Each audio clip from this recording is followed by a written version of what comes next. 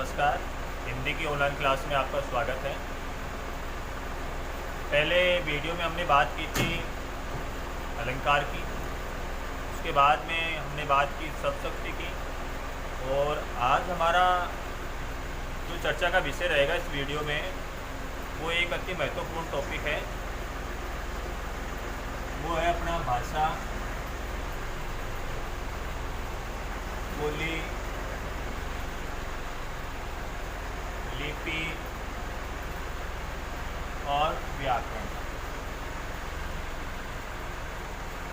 ये आज का हमारा टॉपिक रहेगा, भाषा, बोली, लिपि और व्याकरण का। सबसे पहले अपन बात करेंगे भाषा की।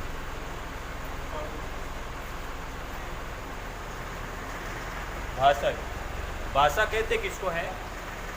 भाषा मनुष्य के मन के भाव, विचार, कल्पना आदि को व्यक्त करने का जो माध्यम है वह क्या कहलाता है?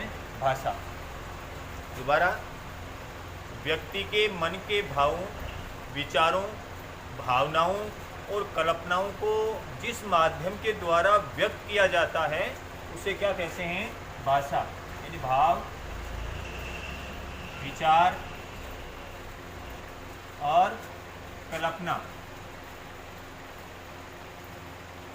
इनको व्यक्त करने का जो माध्यम होता है, माध्यम, उस माध्यम को क्या कहते हैं? भाषा कहते हैं।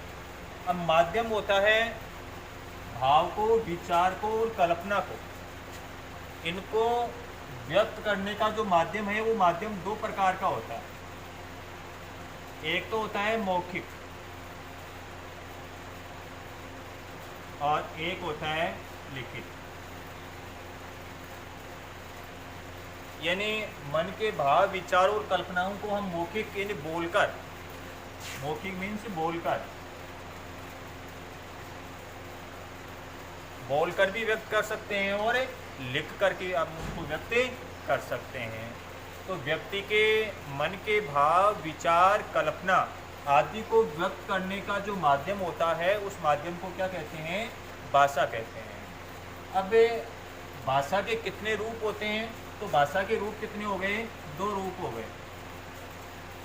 भाषा के कितने रूप हो गए? दो रूप हो गए। एक मौखिक भाषा है और एक लिखित भाषा है। मौखिक भाषा का मतलब केवल बोल करके व्यक्त किया जाता है, वह मौखिक भाषा कहलाती है, और जिसको हम लिख करके व्यक्त करते हैं वो लिखित भाषा कहलाती है। ये तो हो गई अपनी क्या? भाषा।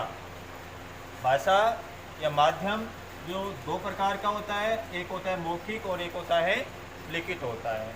अब दूसरी बात करते हैं कि अपनी जो भाषा है वो कौन सी है? हिंदी। और हिंदी अपनी क्या है? राजभाषा। हिंदी क्या है?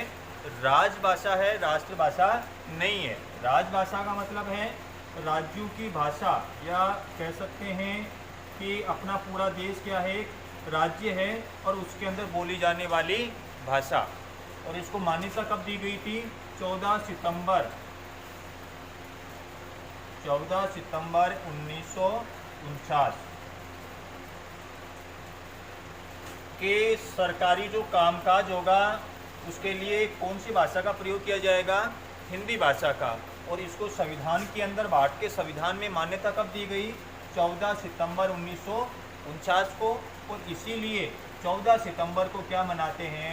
हिंदी दिवस मनाते हैं। 14 सितंबर को क्या मनाते हैं? हिंदी दिवस हम मनाते हैं। ये तो हो गई अपनी भाषा की बात। अब आगे अपन बात करते हैं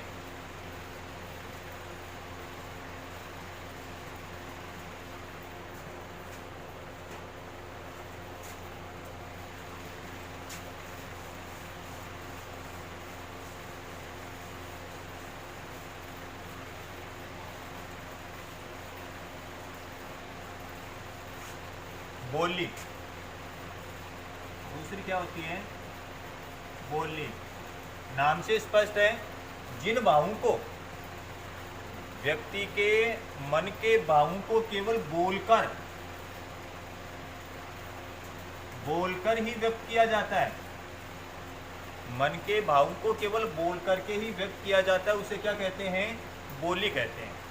जहाँ केवल बोल करके ही व्यक्त किया जाएगा वह क्या कहलाएगी? बोली कहलाएगी। तो जब हिंदी को राजभाषा घोषित किया गया था उस समय अपने जो हिंदी भाषी राज्य थे, अब हिंदी भाषी राज्य कौन कौन से हैं? जैसे हिमाचल है, राजस्थान है, मध्य प्रदेश है, उत्तर प्रदेश है, उत्तरांचल है, बिहार है और उत्तराखंड है। ये अपने कौन से राज्य थे? ये हिंदी भाषी राज्य थे।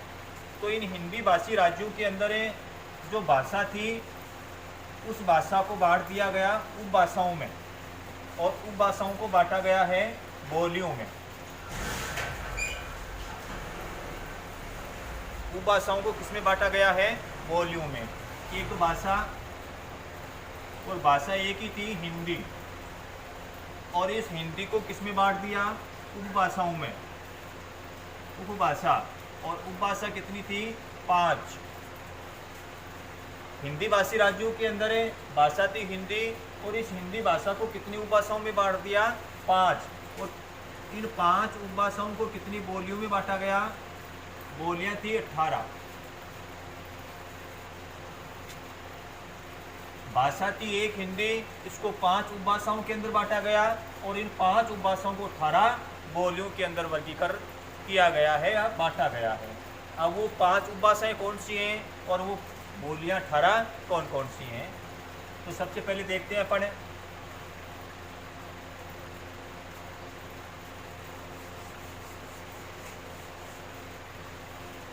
भाषा। भाषा एक हिंदी। उपभाषा, और उपभाषा थी 5। पहली पूर्वी हिंदी, दूसरी पश्चिमी हिंदी,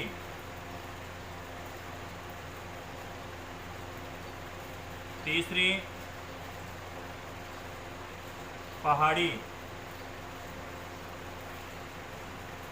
चौथी बिहारी, और 5वीं राजस्थानी।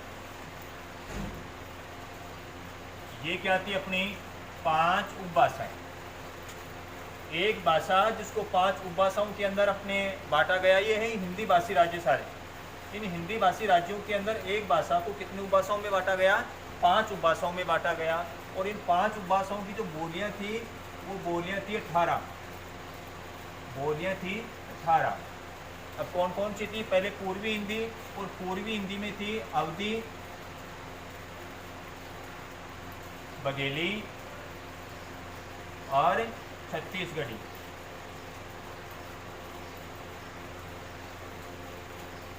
यानी अपन बात करेंगे अवधी, जिसके अंदर रामचरितमानस लिखा हुआ था। पहले ये थी भाषा, जब इसमें काव्य लिखा जाता था उस समय थी ये भाषा। जब तुलसीदास थे उस समय अवधि थी भाषा, लेकिन अब ये क्या बन गई है? केवल बोली रह गई है, यानी केवल बोल करके इसको व्यक्त किया जाता है। पश्चिमी हिंदी, और पश्चिमी हिंदी के अंदर है ब्रज, खड़ी बोली, और इस खड़ी बोली को कहते हैं कोरवी।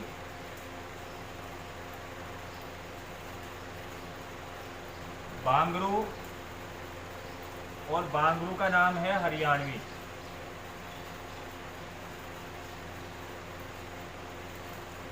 बुंदेली और कन्नौजी।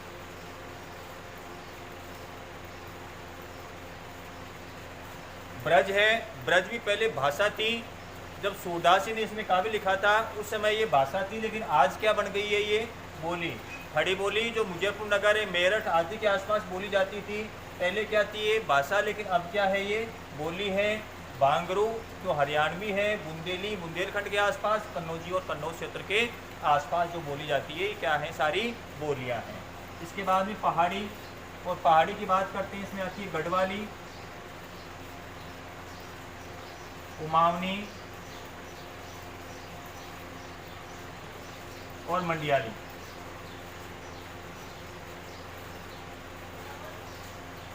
बात करते हैं बिहारी, और बिहारी के अंदर है मगही, मैथिली और भोजपुरी। इसके बाद में आती है राजस्थानी। राजस्थानी में है मेवाड़ी, मारवाड़ी, मेवाती और हाड़ौती। मेवाड़ी तो मेवाड़ क्षेत्र जिसका प्रमुख केंद्र था उदयपुर, चित्तौड़ आदि के अंदर जो बोली जाती थी वह मेवाड़ी। मारवाड़ी और मारवाड़ी का प्रमुख केंद्र था जोधपुर, नागौर, पाली। मेवाती यानी मेवात क्षेत्र अलवर, भरतपुर, धौलपुर, करौली आदि के अंदर बोली जाती थी मेवाती। और हाड़ौती, जो हाड़ौती क्षेत्र है कोटा, बूंदी, बारां और झालावाड़, जिसके अंदर बोली जाती है हाड़ौती। तो ये प्रमुख उपभाषा 5 उपभाषा है और उन 5 उपभाषाओं की 18 बोलियां हैं। अब पूर्वी हिंदी की 3 हैं, पश्चिमी हिंदी की 5 हैं, पहाड़ी की 3 हैं, बिहारी की 3 हैं और राजस्थानी की 4 हैं। कितनी बोलियां हो गई? 18 बोलियां हो गई। तो कह सकते हैं कि 5 उपभाषाएं हैं, उन 5 उपभाषाओं की कितनी बोलियां हैं? 18 बोलियां। पूर्वी हिंदी जिसमें 3 हैं, अवधी, बघेली और छत्तीसगढ़ी। पश्चिमी हिंदी की बात करते हैं, पश्चिमी हिंदी में 5 हैं। ब्रज, खड़ी बोली, खड़ी बोली का दूसरा नाम क्या है? कोरवी। तीसरी आती है बांगरू, और बांगरू का दूसरा नाम है हरियाणवी। इसके बाद में बुंदेली और कन्नौजी। बात करते हैं पहाड़ी की। पहाड़ी में गढ़वाली है, कुमाऊनी है और मंडियाली है। बात करते हैं बिहारी की, जिसमें 3 हैं, मगही है, मैथिली है और भोजपुरी है। बात करते हैं राजस्थानी। राजस्थानी में 4 हैं, मेवाड़ी, मारवाड़ी, मेवाती और हाड़ौती।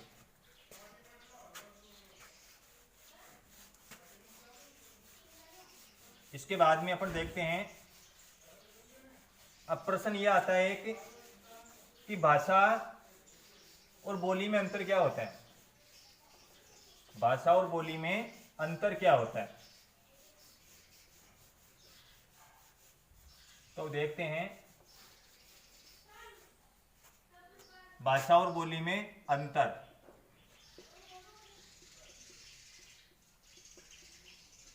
बोली में अंतर क्या अंतर होता है भाषा और बोली में? भाषा है, जैसे मान लो पहला है भाषा। भाषा का क्षेत्र होता है वो विस्तृत होता है, यानी बहुत ही बड़े क्षेत्र के अंदर बोली जाती है क्या? भाषा। भाषा एक बहुत बड़े क्षेत्र के अंदर बोली जाती है, और जो बोली है,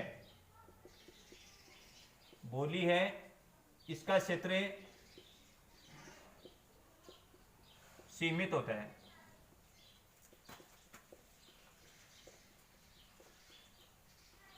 कहते हैं कि कोस कोस पर पानी बदले, 5 कोस पर बानी। कि कोस कोस के ऊपर भाषा के अंदर क्या आ जाता है? कोस कोस पर पानी बदले 5 कोस, कि कोस कोस पर भाषा बदले 5 कोस पर बानी। कि हर एक कोस के ऊपर, यानी हर 3-4 किलोमीटर के ऊपर भाषा के अंदर क्या आ जाता है? बदलाव आ जाता है। दूसरा इसका जो अंतर है कि ये भाषा होती है, इस भाषा का एक शब्दकोश होता है। भाषा का शब्दकोश होता है।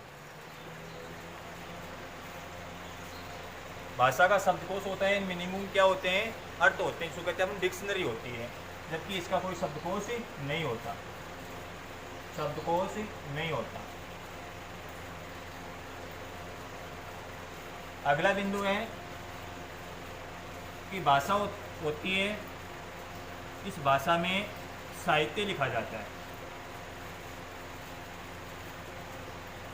साहित्य लिखा जाता है, जबकि बोली का इसका साहित्य नहीं होता। अब साहित्य क्यों नहीं होता? क्योंकि ये केवल बोल करके ही व्यक्त की जाती है, इसको लिखा नहीं जाता है। और साहित्य को क्या किया जाता है? लिखा जाता है। इसलिए बोली के अंदर साहित्य उपलब्ध नहीं होता है। अगला जो अंतर है इसमें, भाषा का व्याकरण होता है, व्याकरण होता है, इसका व्याकरण नहीं होता।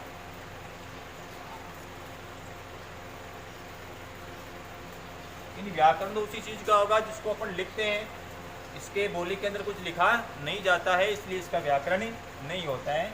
ये प्रमुख 4 अंतर हैं भाषा और बोली में, कि भाषा का क्षेत्र बहुत बड़ा होता है, विस्तृत क्षेत्र होता है, जबकि बोली का क्षेत्र कैसा होता है, सीमित होता है, छोटा होता है। भाषा का शब्दकोश होता है, लेकिन बोली का कोई शब्दकोश नहीं होता। भाषा के अंदर साहित्य की रचना की जाती है, लेकिन बोली के अंदर साहित्य नहीं लिखा जाता है। भाषा का व्याकरण होता है, जबकि बोली का कोई व्याकरण नहीं होता है। ये इसका दूसरा प्रश्न था। तीसरा प्रश्न इसका है,